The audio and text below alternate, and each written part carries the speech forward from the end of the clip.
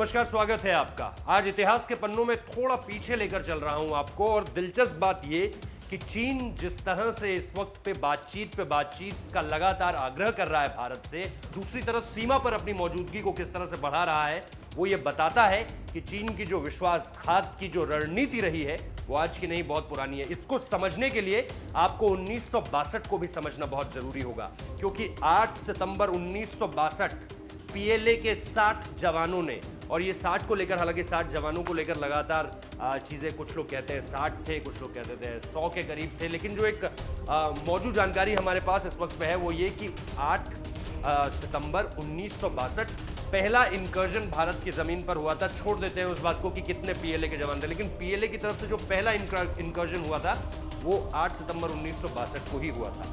इसके बाद चीज़ें आगे बढ़ती हैं। इसके बाद आपको याद होगा रिजांगला की लड़ाई है, जहां पर शैतान सिंह ने किस तरह से मरते मरते उन्होंने मार दिया था चीन को। और निश्चित तौर पर जब 3 महीने बाद लोगों ने शैतान सिंह की बॉडी को देखा वहां पर, तो चीनी सैनिकों की जो बॉडी थी वो तो पूरी तरह से फ्रीज हो चुकी थी, क्योंकि स्नोफॉल हो चुका था उसके तुरंत बाद। लेकिन जब शैतान सिंह की डेड बॉडी उन्हें मिलती है, शहीद शैतान सिंह की डेड बॉडी उन्हें मिलती है, तो उनके हाथ में राइफल उसी तरह से तैनात थी दुश्मन की तरफ, और उनकी आंखें खुली हुई थी। 3 महीने बाद, उनकी डेथ के 3 महीने बाद तस्वीर ये थी वहां पर, क्योंकि सारी की सारी चीजें उसके तुरंत बाद स्नोफॉल की वजह से फ्रीज हो चुकी थी, और फ्रीज होने की वजह से कोई भी वहां पर उस तैनाती को नहीं देख पाया, उस युद्ध के परिणाम को नहीं समझ पाया। और मतलब इसको देखिए आप, कितनी अजीब बात है ये कि जब वापस आकर बताया गया कि हमारे सैनिकों ने द बैटल ऑफ रिजांगला 1962 में जीत लिया है, तो ये कहीं ना कहीं हमारी ही सेना में कुछ लोगों को ये बात इतनी आश्चर्यजनक लगी कि उन्होंने कहा ऐसा कैसे हो सकता है, हमारे तो 60 या 70 लोग वहाँ पर हैं, उनकी 100 से ज़्यादा लोग आए थे, उनके पास एडवांटेज था, ऐसा कैसे हो गया। लेकिन जब वहाँ जाकर नतीजा देखा जाता है तो ये पता चलता है कि ऐसा सचमुच हो चुका है।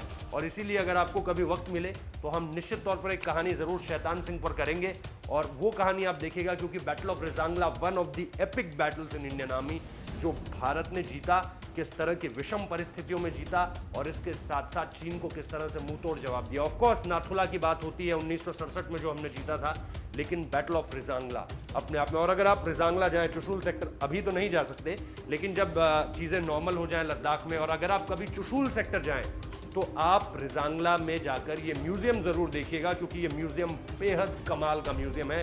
इसमें भारतीय सेना के उस अदम्य साहस को संजो कर रखा गया है। अब वापस आते हैं इस बात पर कि कैसे चीन जो है वो पीठ पर बार बार वार करता है, ये कहते हुए कि हम बातचीत करने के लिए तैयार हैं। 1962 में भी चीन ने यही किया था।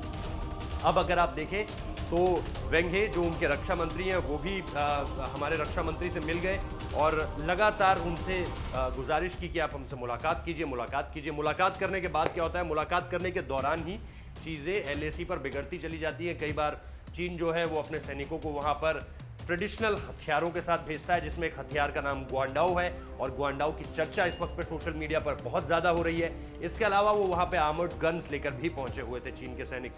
दूसरी तरफ, और भारत ने भी अपनी ट्रीटी को बदल दिया है। भारत ने भी ये साफ तौर पर कह दिया कि गलवान के बाद हमारे सैनिक भी न सिर्फ बंदूक ले जाएंगे, बल्कि चलाने का भी पूरा दम रखते हैं, अगर आपकी तरफ से कोई भी उस तरह की हरकत हुई जो आपने गलवान में की थी। तो चीन निश्चित तौर पर अलग अलग चीज़ों के जरिए बातचीत का एक जो तस्वीर है, बातचीत की एक जो तस्वीर है, वो दुनिया को दिखा रहा है। वो बता रहा है दुनिया को कि हम तो देखिए बातचीत की पहल बार बार कर रहे हैं, चाहे वो ब्रिगेड कमांडर लेवल पे हो, चाहे वो कोर कमांडर लेवल पर हो। और अब बड़ी अपडेट ये है कि अगले हफ्ते से कोर कमांडर लेवल की बातचीत हो सकती है, यानी 14 कॉर्प्स के lieutenant general Harinder Singh fire and fury से जो जुड़े हुए हैं। और आपको याद होगा जब 3 जुलाई प्रधानमंत्री निम्बू पोस्ट पर गए थे तो उन्होंने एक टोपी पहनी हुई थी।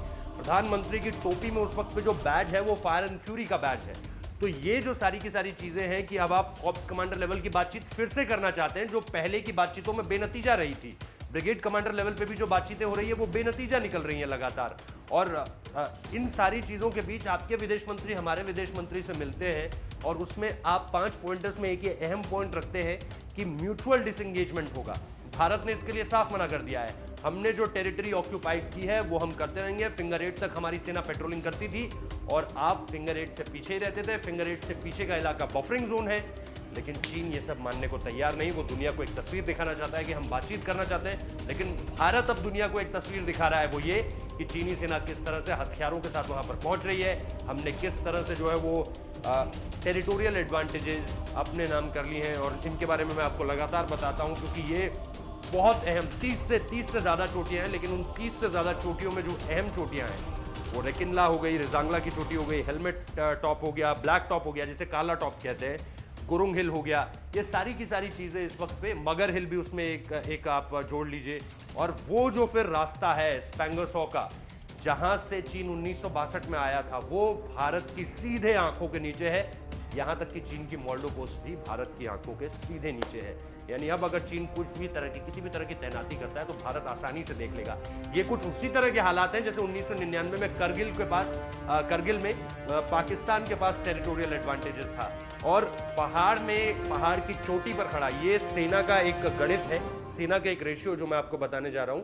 पहाड़ पे खड़ा एक सैनिक नीचे खड़े 12 सैनिकों के बराबर होता है, यानी 1:12, 1:14। इसको दो तरह से देखा जाता है कि टेरिटरी कितनी है, लेकिन पहाड़ की चोटी पर खड़ा एक सैनिक जिसके पास बंदूक भी है, जो आर्मर्ड है पूरी तरह से, वो एक सैनिक नीचे खड़े 14 जवानों के बराबर है। यानी वो टेरिटरी जो है, पहाड़ की चोटी उसे इतना एडवांटेज दे देती है। तो आप समझिए कि करगिल का युद्ध हमने किस तरह से जीता होगा, और अब चीन के अगेंस्ट ये हमारी कितनी बड़ी एडवांटेज है। बहुत बहुत शुक्रिया इस वीडियो को देखने के लिए। मकसद यही था आपको बताना कि चीन किस तरह से बातचीत का पर्दा सामने रखकर जो है वो भारत की पीठ पर एक बार फिर खंजर घोंपने की कोशिश लगातार कर रहा है, लेकिन भारत इस बार बार बार मुंह तोड़ जवाब दे रहा है चीन को। बहुत बहुत शुक्रिया वीडियो देखने के लिए।